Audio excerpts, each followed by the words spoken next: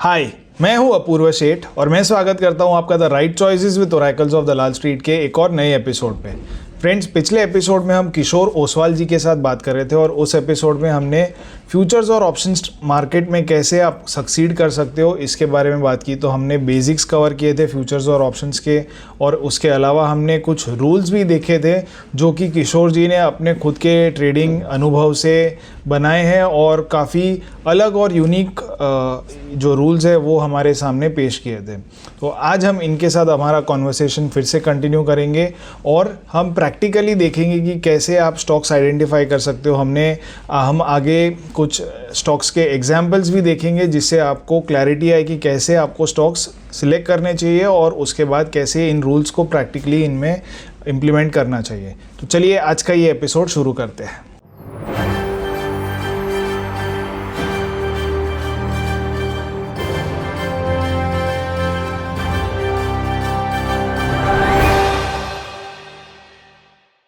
Access exposure always mark to market को expose करता है। तो ये तो सबसे बड़ा रिस्क हुआ। अभी 6,000 पॉइंट जब गिरा 4 जून को, आप सोचिए कितने जन उसमें से एग्जिट कर पाए होंगे, कितने जन का नीचे में पोजीशन कटा है। और आपसे ज्यादा आपका ब्रोकर कंसर्न है। अगर आप मार्क टू मार्क नहीं दे रहे हो, ब्रोकर के पास समय नहीं है, वो तो 1 सेकंड में आपको लोअर सर्किट करके आपका माल बेच देगा, आपका पोजीशन जीरो हो जाएगा, आप चाहो या नहीं चाहो। एक्सचेंज के रूल है, सेबी के रूल है। जैसे ब्रोकर का कॉल हुआ, आपका मार्जिन पोजीशन के नीचे गया तो मार्क टू मार्केट आपको 5 मिनट के अंदर ट्रांसफर करना पड़ेगा। आप नहीं कर पाते हो तो ब्रोकर को छोड़ देगा आपको। आपको कुछ करने की जरूरत नहीं, आपको सिर्फ लॉस ही काउंट करना है वो दिन। तो जहां भी एक्सेस पोजीशन होगा ये सिचुएशन रहने वाली है। तो सबसे बड़ा जो इसमें रिस्क है वो बैन पीरियड है। एफ में 80% के ऊपर लिमिट क्रॉस जब होती है ओपन इंटरेस्ट के, तो परमिसिबल लिमिट के 80%, तो वो स्टॉक बैन में चला जाता है। और जैसे स्टॉक कोई बैन में चला जाता है ना, तो वॉल्यूम ड्राई हो जाता है। वॉल्यूम ड्राई होने से वो स्टॉक गिरता है। तो ये एफ में एक हमेशा बड़ा रिस्क रहता है। जैसे फॉर एग्जांपल बी ग्रुप में exchanges punish lot of stocks by trade to trade, ESM2, GSM1. GSM1 is still better. ESM2, where volume dries. Volume brokers don't permit. तो वहां वॉल्यूम ड्राई होने से वो स्टॉक गिरना चालू हो जाता है। तो यहाँ भी बैन में हो जाने से स्टॉक गिरना चालू हो जाता है। अब बैन कब हटेगा, कब वो लोग पोजीशन सरका करेंगे, ये हमें पता नहीं है। हमको तो वेट करना है इन दैट केस भी। अगर आप पोजिशनल हो तो आप वेट करके कैरी कर सकते हो। अगर आप पोजिशनल नहीं हो तो आप जिस दिन बैन में गया उसी दिन आपको मालूम पड़ा आज कल से बैन में जाने वाला है, रात को शाम को आपको पता चल सकता है ट्रेडर स्क्रीन से कि 80% क्रॉस हो रहा है या नहीं। अगर जहां आपको पता चला कि 80% क्रॉस कर रहा है और आप शॉर्ट टर्म ट्रेडर हो, तो आपको ये स्क्वायर अप करना ही पड़े और करना ही चाहिए। नहीं तो आपको पेन देखना पड़ेगा, 10% नीचे का, 12% नीचे का, वो पेन देखना पड़ेगा। अगर और नीचे जब नहीं तक भी वो जाए तो लोग भी स्टॉक साइडवेज हो जाता है, फिर स्टॉक में ज़्यादा कुछ मूवमेंट होती नहीं है जब तक बैन में निकलता नहीं है। एग्जैक्टली वो बैन में निकालना भी उनके हाथ में है। जब वो डिलीवरी मार्क करके बाहर कर देंगे तो अपने आप तक बैन में से निकल जाएगा। तो ये बहुत इंपॉर्टेंट फैक्टर है एफ के लिए, बैन। and इस बैन को very effectively has been use against retail investors, retail traders. तो हम लोग बैन से फाइट नहीं कर सकते। अगर बैन में गया तो उस दिन तो हमको सरका करना ही है। अगर शॉर्ट टर्म है, पोजिशनल में कोई फर्क नहीं पड़ता है। जब हम वैल्यूएशन की बात करेंगे तो मैं एक दो एग्जांपल दूंगा उसमें। पोजिशनल में कोई फर्क नहीं पड़ता है। और जनरली इवेंट, कोई बड़ा इवेंट रहता है, वो इवेंट के टाइम में आई वुड सजेस्ट कि एफ नहीं करना चाहिए। क्योंकि अभी जैसे ये बजट का अपना इलेक्शन का इवेंट देखिए, पहले दिन 2,500 पॉइंट बढ़ा, दूसरे दिन 6,000 पॉइंट गिरा, तीसरे दिन फिर 2,500 पॉइंट बढ़ा। तो इतने एक्सट्रीम वोलेटिलिटी में डेरिवेटिव का रिजल्ट ठीक नहीं आता, आपको लॉसेस ही आएगा। और वो डर, वापस ऐसे बोला, इसमें सब है फियर एंड ग्रीड। डर सबसे बड़ी बात होती है। और जब डर आता है, स्क्रीन इतना भयानक हो जाता है कि आपको वो स्टॉक 1 रुपया भी नहीं उठता है। जो भाव से आप ट्रेड करते हैं उसके नीचे ही जाते रहते हैं। तो आपको वो स्क्रीन बताता है कि आप एवरीथिंग इज ओवर। फिर एक पॉइंट ऑफ टाइम आता है कि आपके ऊपर प्रेशर आएगा, आप पैनिक करोगे, फिर ब्रोकर का प्रेशर आएगा, will square of even in losses. तो ये सिचुएशन एक्सेसिव पोजीशन में हमेशा आएगा। इवेंट बेस अवॉइड करना चाहिए। हम जो बात कर रहे हैं डेरिवेटिव में सक्सेस मंत्रा की, वो नॉर्मल सरकमटेंसेस में बात कर रहे हैं, स्पेशल इवेंट में नहीं बात कर रहे। जैसे बजट है, ये इलेक्शन है, ये दीज आर स्पेशल केसेस, इसमें ये काम नहीं आता है। इसमें तो आपका लक काम आएगा। अगर आप में हिम्मत है, 224 के लोअर सर्किट में आप भेल ले लिए होते हैं, तो आज एक ही दिन में आपका 290 में भी बिकता था। वो ये तभी पॉसिबल है जब आप नेक्स्ट स्लाइड में आएंगे और नेक्स्ट डिस्कस करेंगे ये आदमी कब ले सकता है। इसलिए सबसे पहले मैंने बताया कि आप दो स्टॉक में करिए। अगर आप दो स्टॉक में है तो आप ये काम कर सकते हैं। अगर आप 8 स्टॉक में है तो आप कर ही नहीं सकते हैं। दो स्टॉक में तो आपको मालूम है बेल का यार वैल्यूएशन अगर 1400 दिखता है तो यार 200 में क्यों नहीं लो। तो हर एक फॉल में आप ले सकते हो उसको। उसमें भी आप अगर स्टैगर्ड लेते हो, 5 लोअर सर्किट मारा तो पांचों सर्किट में एक एक लॉट लीजिए। पांचों सर्किट में वो रिवर्सल में वापस अपना एक पहला लोअर सर्किट का प्राइस क्रॉस करेगा, उसके ऊपर रिवर्स में बेचते जाइए, तो आपका एक लॉट तो फ्री हो जाएगा। तो हर एक की इसमें एक मैकेनिज्म है, उसको फॉलो करना बहुत जरूरी है। डिफिकल्ट भी है, इतना ही डिफिकल्ट है क्योंकि इसमें डिसिप्लिन नहीं होता, और जब तक आपके पास डिसिप्लिन नहीं है आप सक्सेस नहीं हो। तो डिसिप्लिन इसमें बहुत जरूरी है। और इसमें सबसे एक एक छोटी सी बात मैं कहना चाहता हूँ कि जो आपने अभी ये एग्जांपल दिया ना कि जब ये इलेक्शन के वक्त गिरा मार्केट, तो देर आर टू थिंग्स। मतलब ये बाज़ार में एक होता है फाइनेंशियल कैपिटल और दूसरा होता है इमोशनल कैपिटल। तो आपके पास फाइनेंशियल कैपिटल तो रहता है, लेकिन ऐसा जब आपकी ऑलरेडी पोजीशन है और स्टॉक गिर जाता है तो तभी आपका इमोशनल कैपिटल पूरा ज़ीरो हो जाता है। और अगर इमोशनल कैपिटल नहीं हो तो बाजार आदमी ट्रेड नहीं डाल सकता। I agree, I agree with you. तो मैं ऑलवेज ये सजेस्ट करता हूँ कि इमोशन को आप हमेशा स्टॉक मार्केट से दूर रखें। आप बीजेपी से अटैच्ड है, बीजेपी हार रही है, आप उसके बीजेपी से क्या लेना देना, हमको तो वैल्यूएशन पे फोकस करना है। मार्केट तो as I said early, FI कल भी आएगा, डीआई कल भी आएगा, एचएनआई कल भी आएगा। ट्रेड बाजार बंद नहीं होने वाला। लोअर सर्किट लगे थे मार्केट्स को तो दूसरे दिन बाजार खुले। मार्केट में वही सक्सेसफुल होता है जो मार्केट पे फोकस करता है। मैं क्या प्राइस अर्निंग पे ट्रेड कर रहा हूँ ये इंपॉर्टेंट है, और निफ्टी का डायरेक्शन क्या है। कोई बोल देता है 18,000 आ जाएगा, 18,000 उसके बोलने से नहीं आता है। तो आपको वैल्यूएशन भी जस्टिफाई करना पड़ेगा ना। 4 जून को प्राइस अर्निंग रेशियो 17.67 हो गया, और 20 मार्च 2020 को द प्राइस अर्निंग रेशियो वो 70।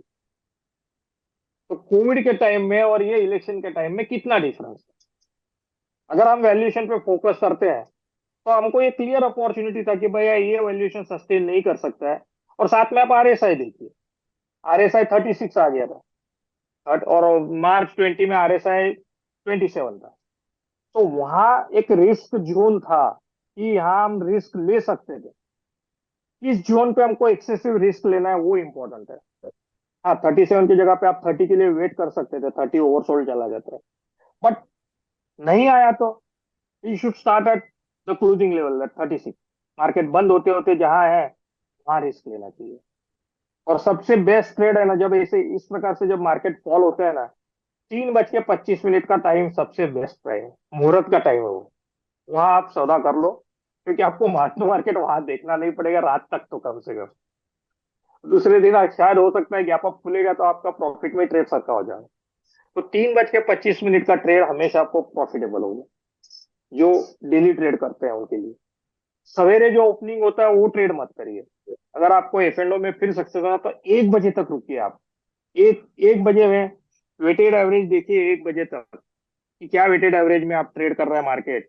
वो क्योंकि सवेरे सवेरे की वोलेटिलिटी रहती है, कोई इंस्टीट्यूशन का सौदा होता है, वो लेता है वो बेचता है। क्योंकि 1 बजे के बाद ट्रेंड डिसाइड होता है कि क्लोजिंग किधर होने वाली है, ऊपर जाने वाली है नीचे जाने वाली है, 12:30 1 के बीच में। वहां का वेटेड एवरेज का देख के आप अगर ट्रेड करेंगे वहां पे, तो सक्सेस के चांसेस बहुत अच्छे हैं। और रोल ओवर ट्रेड के लिए तो सबसे बेस्ट 3:25 का ट्रेड अच्छा है। इसीलिए काफी लोग बोलते हैं ना BTST करो, तो दैट इज 325 ट्रेड। आप लो, दूसरे दिन सवेरे गैप अप खोला, आप बेच दो। कल भेल क्लोजिंग था 255, आज का ओपनिंग था 270। 270 के बाद भी with in 5 minutes it hit upper circuit और ऊपर में 295 तक गया। मैंने कल अगर किसी ने 255 में लिया होता तो उसको क्या करना चाहिए था, ओपनिंग में 270 में आधा बेच दिया। आप समझे, 15 रुपया मेरा रिस्क खत्म हो गया। अब मेरा कॉस्ट हो गया 240। 240 से मैं वेट कर रहा हूँ, 240 जब तक नहीं टूटता है मैं खड़ा हूँ आज के दिन में। मेरे को तो आज ही ट्रेड सर का करना है, और 240 नहीं टूटता है तब तक मैं लॉन्ग खड़ा हूँ। फिर आ गया 80, 85, 90। अभी यहाँ देख के मैं बोला चलो बेच दो भाई। तो मेरा 240 और 290, 50 रुपये का प्रॉफिट, 20 टका प्रॉफिट एक दिन में वो भी लेवरेज पोजीशन, है। वो भी लाज के अपने वो भी लेवरेज्ड पोजीशन। यस। तो ये पॉसिबल तभी है, और ये आप ट्रेड तभी कर पाओगे क्योंकि आप खाली रहोगे। तो आप क्या होगे, पहले का मार्क टू मार्केट नहीं चुका पा रहे हो, आपकी एक्सेसिव पोजीशन खड़ी है, ब्रोकर आपके पीछे पड़ा है, आप कहीं कैश स्टॉक बेच के उसको मार्जिन चुका रहे हो, तो आप नया पोजीशन लेने की कहाँ बात करोगे। और ये हम्म। जो मार्केट ऊपर नीचे कराते हैं ना, उनको ये पता है, उनको ये पता है 99% people won't be able to buy, इसलिए वो कोई भी भाव नीचे कर देंगे। कोई इंस्टीट्यूशन वाले भी थोड़ा बहुत लेते हैं, फिर वो बोलते हैं who will build the cat first. वो बोलेगा थोड़ा सुधरने दो, सब ठीक जाने वाला है, फिर हम लेंगे। तब तक वापस रिवर्सल हो जाता है। ये सब वी-शेप इसलिए होता है कि बेचने वाले को भी पता है कि मैं अगर मेरी कैपेसिटी से ज्यादा बेच दिया ना तो मैं फंस जाऊंगा। कोई मेरे को अगर लिख लेगा पोजीशन तो मेरा काटना मुश्किल हो जाएगा। जैसे अभी एफआई फंसे हुए, 3,55,000 कॉन्ट्रैक्ट शॉर्ट थे वो परसों, कल वो 3,11,000 पे आए। आज शाम का पोजीशन देखेंगे तो 2.5 लाख तो आए रहेंगे। हो सकता है अभी भी उनको 2-4 दिन लगेगा 2.5 लाख भी काटते काटते, तब तक मार्केट का ट्रेंड तो पॉजिटिव रहेगा। तो फंसा कौन इसमें, एफआई। तो उनको काटने के लिए ऊपर करना ही पड़ेगा, कटेगा नहीं तो पोजीशन।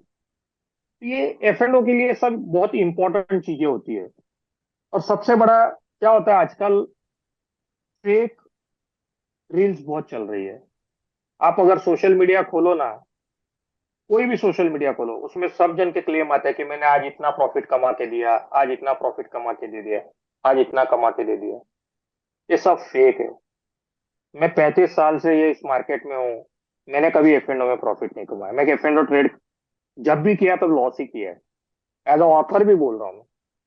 जब मेरा 35 साल का एक्सपीरियंस में अगर मैं प्रॉफिट नहीं कर सकता तो ये लोग कैसे प्रॉफिट कर सकते हैं। दूसरा एग्जांपल ले लो, राकेश झुनझुनवाला ने पूरी नेटवेल्थ बनाई, करोड़ों रुपए की, सब कैश में बनाए। एफ एंड ओ में तो उसका भी नेट रिजल्ट लॉस ही है। क्योंकि वो एक समय रहता है जब वो लोग जो ट्रेड लिखते हैं तो एक इंफॉर्मेशन रहता है, वो इंफॉर्मेशन के बेसिस में बड़ा ट्रेड लिख देते हैं। अल्टीमेटली वो मटेरियलाइज नहीं होता है तो आपको बेचना पड़ेगा वो। तो अगर आप कैपेसिटी में ट्रेड कर रहे हो, अगर आप दूसरे दो और लॉट लेने की जगह रख रहे हो, अगर किसी के पास जगह था कि समझो मैं 290 में फंसा हुआ हूँ बेल में, मैंने सर का नहीं किया, 224 का लॉट मिला मेरे को दूसरा लोअर में, मैंने ले लिया। अब मेरी कॉस्ट देख लो सर, 250 और 290, मेरा कॉस्ट होगा 245। रिवर्सल में आया, 245 के ऊपर चला, मैंने 224 वाला बेच दिया। तो अभी मेरी एंट्री पॉइंट जो मैंने 290 में हाईएस्ट प्राइस में एंट्री करी थी वो मॉडरेट प्राइस पे एंट्री हो गई 245। ये है एफ एंड ओ का रूल, और ये है एफ एंड ओ का सक्सेस रेट। तो कोई भी चीज में आपको दोनों साइड का ट्रेड करने की जगह रखनी पड़ेगी। मिनिमम मैं 2 लॉट लूंगा, 4 तक जा सकता हूँ, पर 2 तो लूंगा ही लूंगा। अगर मेरे प्राइस से 10 टका ऊपर चल गया तो मैं एक बेच दूंगा, तो मेरा कॉस्ट 20 टका नीचे हो जाएगा। Then I can carry trade for 1 month, 2 month, 3 month, और एवरी वोलेटिलिटी में मैं I will keep on adding one one lot. वापस ऊपर आएगा फिर बेचूंगा, करते रहूंगा सर। ये करने से मेरी कॉस्ट कम होगी। और ये fake claims, extremely affirmative claim, ये सब बकवास है। सेबी भी इसको प्रमोट नहीं करता है। और as a fund like even reputed house like Samco और at CNI, I would also not recommend you to rely on any fake. You have never seen any advertisement from CNI. Even though we are successful for last 14 years, there is not a single advertisement. Because we don't need to make advertisements. Advertisement करने की जरूरत नहीं होती है इसमें। और जो करते हैं वो पक्का समझिए कि सिर्फ आपको दिखावा करके आपका पैसा लूटना है, बाकी कुछ नहीं है। तो stay away from all such things. अभी एफ एंड ओ से मोहब्बत क्यों है, why is that people love F and O. Cash market में क्यों नहीं करना है? यही चीज है, ए ग्रुप के शेयर, यही एफ एंड वाले शेयर हम कैश में क्यों नहीं करना चाहते, एफ एंड में क्यों करना चाहते हैं? सबसे बड़ा रीजन है लिक्विडिटी। ये बहुत लिक्विड होता है, जैसे मैंने आपको पहले बताया कि आर्बिट्राज फंड भी इसमें काम करता है, डीआई काम करते हैं, एचएनआई काम करते हैं, एफआई काम करते हैं। तो इनकी बाइंग सेलिंग इतनी जबरदस्त रहती है, तो 8-10 करोड़ का वॉल्यूम तो नॉर्मल रहता है इसमें, जो कैश मार्केट में दूसरे स्टॉकों में नहीं मिलता हमको। तो इसमें लिक्विडिटी इतनी ज्यादा है, तो आपको बेचना है तो तुरंत बिक जाता है, लेना है तो तुरंत मिल जाता है। तो काफी इन्वेस्टर बी ग्रुप के शेयर में काम नहीं करना चाहते हैं, क्योंकि उसके सेबी की रिस्ट्रिक्शन है, किसी में बीएसई ब्रोकर की रिस्ट्रिक्शन है। तो ये सिस्टमेटिक डाइवर्जन हो चुका है, तो हर आदमी को सिखाया गया है कि भाई एफ एंड ओ सबसे बेस्ट मार्केट है, आप एफ एंड ओ में जाइए। ये बात और है कि finance minister, ex finance minister, not current, अभी नया फाइनेंस मिनिस्टर नहीं मालूम, ex finance minister on record said that कि इंडिया की सेविंग एफ एंड ओ में लॉक्ड है, एंड दे रिक्वेस्टेड सेबी कि आप एफ एंड ओ में इस प्रकार से डाइवर्ट मत कराइए, ताकि सेविंग किसी की वेस्ट नहीं हो। तो लिक्विडिटी एक बड़ा इशू है जिससे पीपल पसंद करते हैं। दूसरा, जैसे मैंने बताया कि आपकी इन्वेस्टमेंट सिर्फ 20% हो रही है, 80% कोई और फंड कर रहा है, ये दूसरा रीजन है एफ एंड ओ करने के लिए। तीसरा है फास्ट मूवमेंट। एफ एंड ओ में छोटा भी ट्रिगर आया तो उसमें मूवमेंट फास्ट आती है। कंपनी ने थोड़ा अच्छा परफॉर्मेंस दे दिया, गाइडेंस को बीट किया, तो स्टॉक 5%, 7% चल जाता है। और वो थोड़ा भी डिसअपॉइंटमेंट आया तो 5% टूट भी जाता है। तो ये फास्ट मूवमेंट सिर्फ एफ एंड ओ में पॉसिबल है। और वो इसमें कोई रिस्ट्रिक्शंस नहीं है, किसी एक्सचेंज की रिस्ट्रिक्शन नहीं है, सेबी की रिस्ट्रिक्शन नहीं है, ब्रोकर की रिस्ट्रिक्शन नहीं है। आपको खुला मैदान दिया हुआ है, जितना करना है करो, एफ एंड ओ में कोई इंक्वायरी नहीं होता है, कुछ नहीं। इसलिए लोग एफ एंड ओ को प्रिफर करते हैं। F and O is considered risky, which we already discuss, for over exposure. Hmm. जब एक्सपोजर बढ़ता है, ये सबसे बड़ा रिस्क है। दूसरा, प्राइस वोलेटिलिटी, बड़ा रिस्क है। तीसरा रिस्क है हेवी मार्क टू मार्केट। और चौथा है कॉल में प्राइस डीके होता है, वो इवेंचुअली 100% लैप्स होता है। तो कॉल मार्केट में भी ऐसा है कि आपको पता है कि कुछ ऐसा न्यूज आने वाला है जिसके कारण मैं कॉल ले लूं और ये कॉल बढ़ जाएगा। और कॉल में आपको मूवमेंट भी फास्ट करनी पड़ेगी, प्रॉफिट बुकिंग भी फास्ट करनी पड़ेगी, तो आप उसमें सक्सेस हो सकते हैं।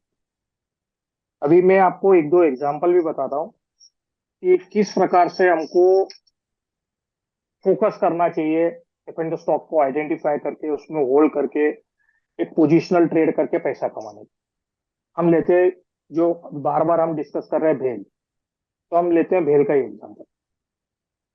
भेल पीएसयू होने के कारण किसी का पसंदीदा शेयर था नहीं पहले, क्योंकि लॉस मेकिंग कंपनी था। 2 साल तक कोई भेल को लेने की बात करते तो ना ही बोलते थे। पर धीमे धीमे नरेंद्र मोदी की गाइडेंस के कारण पीएसयू का आउटलुक बदला, उसमें भेल का भी आउटलुक बदला बदला। भेल दिसंबर क्वार्टर तक तो लॉस में था, मार्च क्वार्टर में उसने अच्छा प्रॉफिट दिया। अभी हम थोड़ा भेल के ऑर्डर बुक की ब्रेकअप अगर देख ले, तो हमको समझ में आता है कि भेल क्या बना रहा है, भेल में कितना प्रॉफिट बनेगा, और हम भेल में टिके रह सकते हैं या नहीं रख सकते हैं, हमारी नीचे की रिस्क कितनी हो सकती है, और हमको प्रॉफिट बनेगा या नहीं बनेगा। भेल का ऑर्डर बुक पोजीशन है अभी 2.25 लाख करोड़ का। उसमें से 2.25 लाख करोड़ का पोजीशन उसका बहुत जूना है, जो 2 या 3% मार्जिन का था।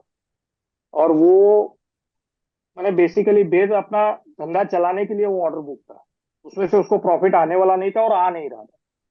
पर लास्ट 8 महीने में करीबन भेल को दूसरे 1 लाख करोड़ के ऑर्डर आए हैं। ये करीबन 11% ईबिटा मार्जिन वाले ऑर्डर है। और अगले 3-4 महीने में एनटीपीसी से वगैरह और 1 लाख करोड़ का ऑर्डर आने वाला है, क्योंकि एनटीपीसी ने बैलेंस शीट में लिखा हुआ है कि they are going to give some big orders, उसमें से 70-75% भेल को जाएगा।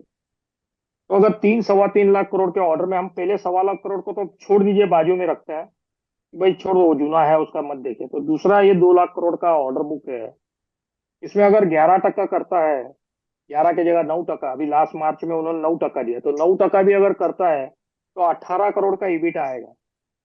18,000 करोड़ का, साल में आया दो। हाँ, 18,000 करोड़ का ईबिटा आएगा नया। EBITDA आएगा। तो 600 करोड़ की इक्विटी और 18,000 करोड़ का ईबिटा आएगा। तो इसका जब जब ये कन्वर्जन चालू होगा तो ये दूसरी कंपनियों जैसा दिखना, बीईएल जैसा, पावर फाइनेंस जैसा, ऐसे रिजल्ट दिखने चालू हो जाएंगे। ये दिस काइंड ऑफ ईबिटा पे गेल का फर्स्ट टारगेट 450 होना ही चाहिए। तो 450 अगर होने के बाद वो री रेटिंग होगा, फिर और ऊपर जाएगा, नया ऑर्डर आएगा। तो आप मैंने सेफली प्रिज्यूम कर सकते हैं कि 450 अगर एक साल में होने वाला है, तो अगर आप अभी 300 के भी प्राइस माने, 280 300 का भी प्राइस मान के चलते हैं, तो भी 50% रिटर्न है, which is very fantastic return. तो there is a reason to believe कि हम भेल में लॉन्ग जा सकते हैं। ठीक है, अभी तक ये 2 लाख करोड़ में से एक भी ऑर्डर एग्जीक्यूट हुआ नहीं। मार्च 24 का जो रिजल्ट आया उसमें कोई नया ऑर्डर का एग्जीक्यूशन नहीं आया। तो ये एग्जीक्यूशन आएगा ही है, पक्का आएगा। दूसरा, भेल के पास और ऐसे कुछ बिजनेसेस है जैसे जिसको गवर्नमेंट सपोर्ट मिला है और बजट में प्रोविजन हुई है, जैसे कोल गैसिफिकेशन, दैट इज कोल में से आपको हाइड्रोजन बनाने का, ग्रीन एनर्जी। वो अभी तक एग्जीक्यूशन नहीं हुआ है, ट्रायल रन हुआ है। तो जैसा वो एग्जीक्यूशन होगा तो उसमें से भी बड़ा प्रॉफिट आना चालू होगा। ये चीजें हमको मालूम होना चाहिए। जो एज ए एनालिस्ट मैं कोई भी शेयर को कवर करता हूँ तो भी ये चीजें देखता हूँ। तो इससे मेरे को पता चलता है कि भेल 450 होना चाहिए, फिर 500 होना चाहिए, फिर 700 होना चाहिए। तो ये मेरा डेस्टिनेशन है, चलो 700 मान लो, 800 मान लो, ये अगर मेरा डेस्टिनेशन है और करंटली मेरे को स्टॉक प्राइस 250 350 में मिल रहा है, तो there is a reason to believe that मैं इस स्टॉक में लॉन्ग जाऊं। अभी ये मेरे को डेस्टिनेशन मालूम है और स्टॉक 20% घटता है तो आई विल बाय मोर। मेरे को अगर डेस्टिनेशन ही नहीं मालूम है तो मैं क्या बाय करूंगा? सिमिलर चीज है, कई चीजें देखिए, टाटा पावर में 350 से देख रहा हूँ स्टॉक भाग रहा है, 1050 तक गया। उसमें कुछ ट्रिगर आया, जैसे टाटा टाटा टेक्नोलॉजी का पुल करता रहा, टाटा टेक्नोलॉजी का आईपीओ है, वैल्यूएशन में ऐड मिला। अभी टाटा मोटर्स अभी 16 के प्राइस अर्निंग पे ट्रेड कर रहा है। तो आप ग्लोबल पीएस के साथ कंपेयर करोगे तो ये सबसे सस्ता स्टॉक है, 16 के प्राइस अर्निंग। फिर पीवी बिजनेस अलग होने वाला है, एनबीएफसी बिजनेस अलग होने वाला है, और एक दो आईपीओ आने वाले हैं इसके, टाटा हिताची का आईपीओ आएगा। ये सब उसके वैल्यूएशन को इंटैक्ट रखेगा टाटा मोटर्स में। और वैसे भी जेएलआर वर्ल्ड का one of the best company जो है, और जेएलआर 100% टाटा मोटर की सब्सिडरी है। तो ये हम लोग 350 से देख रहे हैं, 1000 तक भी होगा, अभी तक भी हमारा बाय रिकमेंडेशन नहीं है। ये 1500 भी होगा, 2000 भी होगा, 2500 भी होगा, 4000 भी होगा। तो अगर मेरे को 4000 का डेस्टिनेशन मालूम है तो हर एक प्राइस पे मैं उसको घटा तो मैं इसको लॉन्ग करूँ, नहीं घटा तो मैं एक लॉट से समाधानी हूँ। एक लॉट मेरा 1000 का भी खड़ा है तो मैं खड़ा हूँ, कोई इश्यू नहीं। 50 रुपये मार्क टू मार्केट भरना है, मुझे 5 ओके, भर दी। 850 हुआ, मैंने ले लिया दूसरा। 950 हुआ, 850 वाला बेच दिया। अब मेरा 1000 वाला 900 की कॉस्ट हो गई। तो ऐसे करके मेरे को कॉस्ट कम कर देना है, इतनी कॉस्ट कम कर दो कि आप वो ट्रेड में अच्छा खासा पैसा बना सकते हो। और ये सबसे बड़ा गुरु मंत्र है ये अपना एफएनओ में सक्सेस होने का। लास्ट हम 14 साल से हम लोग एफएनओ कॉल में कॉल देते आ रहे हैं, और सिर्फ 4 महीने ऐसे है जिसमें हमारा रिटर्न जीरो है। बाकी 164 महीनों में सभी इसमें एफएनओ में पॉजिटिव रिटर्न दिया हमने। But very strictly we have been following this principle और लास्ट 14 साल से फॉलो कर रहा है।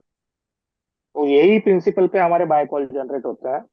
उसमें कोई टेक्निकल का इश्यू नहीं है, कोई टेक्निकल फॉलो अप नहीं करता है, फंडामेंटल एनालिसिस करते हैं। हर एक स्टॉक को बाय कॉल देने के पहले उसका कोई वैल्यूएशन हम चेक करते हैं कि इसका अपसाइड कितना है। अगर मुझे अपसाइड ही नहीं मालूम है तो मैं ट्रेड क्या करूं? हाँ, आज लिया, कोई टिप आया, 5 रुपया लेके मैं बेच दिया, मैं खुश हो गया, अरे मैंने एप्पल में लिया, 5 रुपया मिला। That is not a kind of trade मैं सजेस्ट करूंगा। मैं वापस अपने पहले स्टेटमेंट पे आता हूं कि मैं एफ को एक ऐसा प्लेटफॉर्म समझता हूं जो मेरा पैसा, मैं किसी और के पैसे से, मेरा मेरा पैसा बगैर वापरे किसी और के पैसे पे ट्रेड करना चाहता हूँ। तो वो एफ में पॉसिबल है, कैश स्टॉक में वो पॉसिबल नहीं है। कैश स्टॉक में पॉसिबल करने जाऊंगा तो मेरे को 24% की कॉस्ट फिर चर्निंग, ये सब देते देते मेरा 25 तक का 40 तक का कॉस्ट बढ़ जाएगा। तो कैश में वो करना अनुचित है, अपने पैसे से करना है। F&O में आप ये मैकेनिक फॉलो कर सकते हैं, टेक्निक, इसमें आपका पैसा बन सकता है। Sure sure.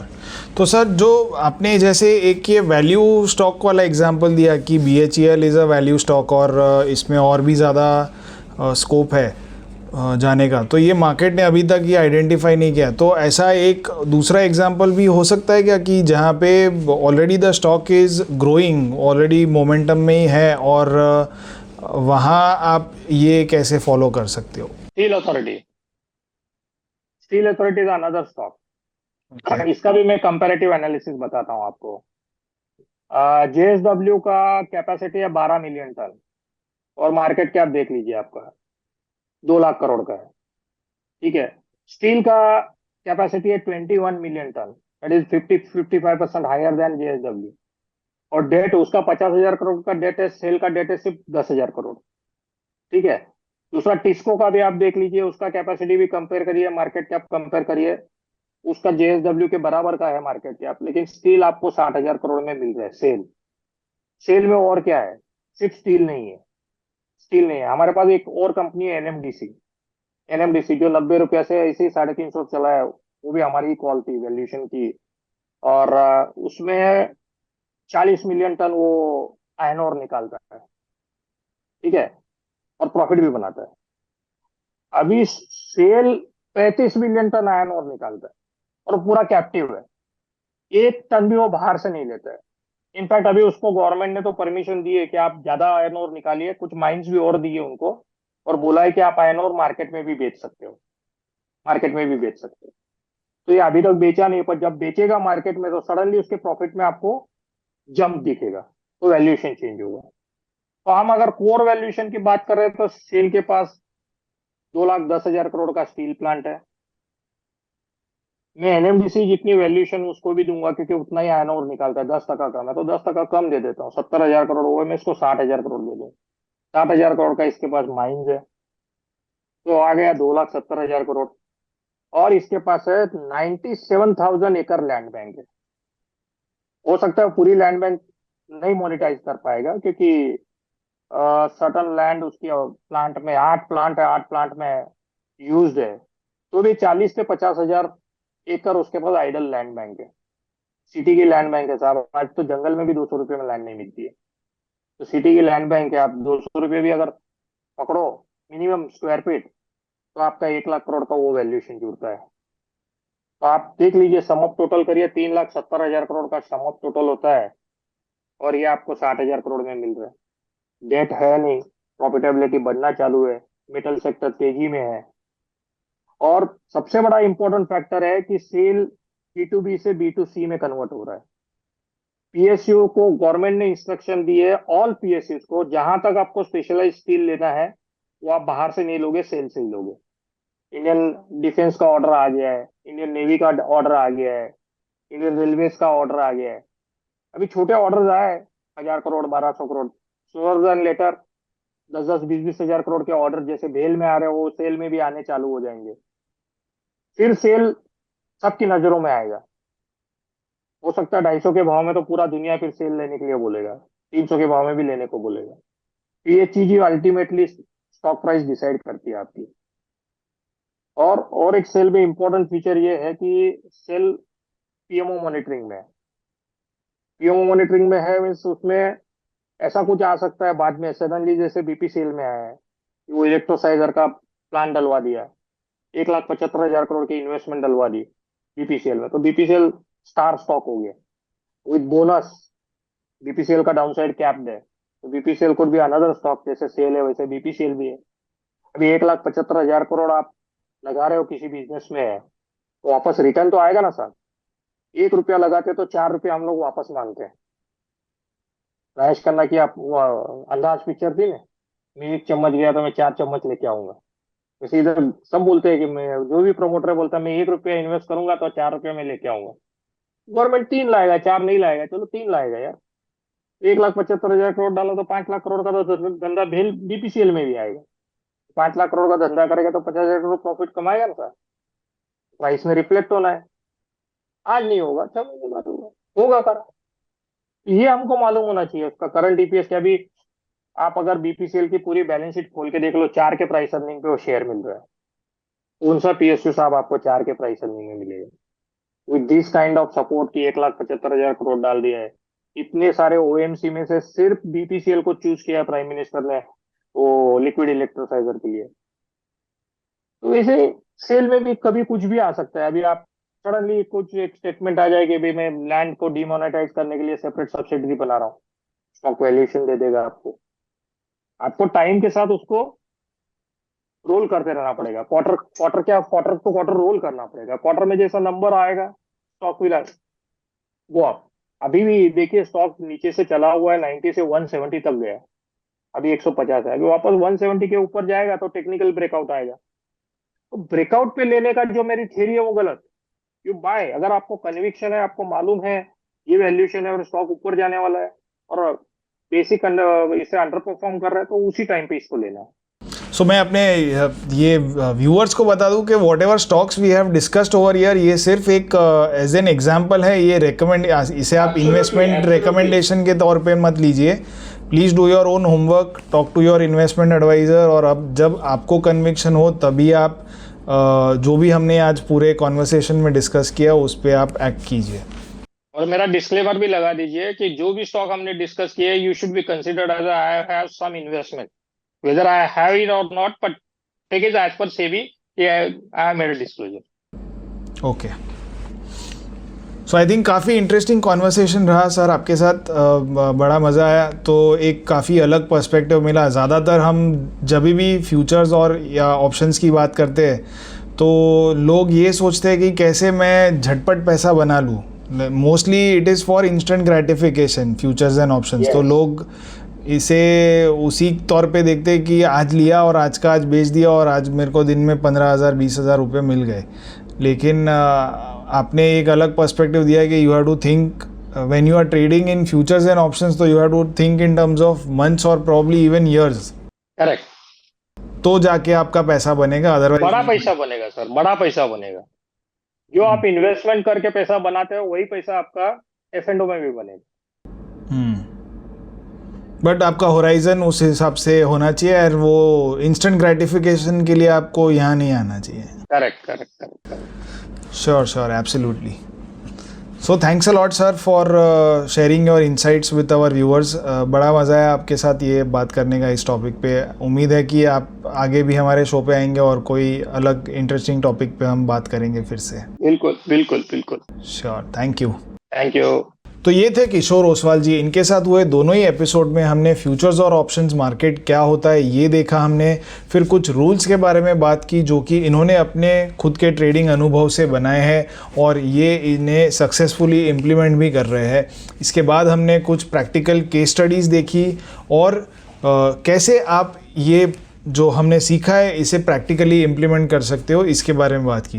तो मुझे उम्मीद है कि आपको ये पूरा ही कॉन्वर्सेशन काफ़ी इंटरेस्टिंग लगा होगा और ऐसे ही इंटरेस्टिंग कॉन्वर्सेशंस आगे भी देखने के लिए हमारी चैनल को ज़रूर सब्सक्राइब कीजिए। Thank you. Samco trading app, आप ही के ट्रेडिंग का अनदेखा सच। Investments in securities market are subject to market risks. Read all the related documents carefully before investing.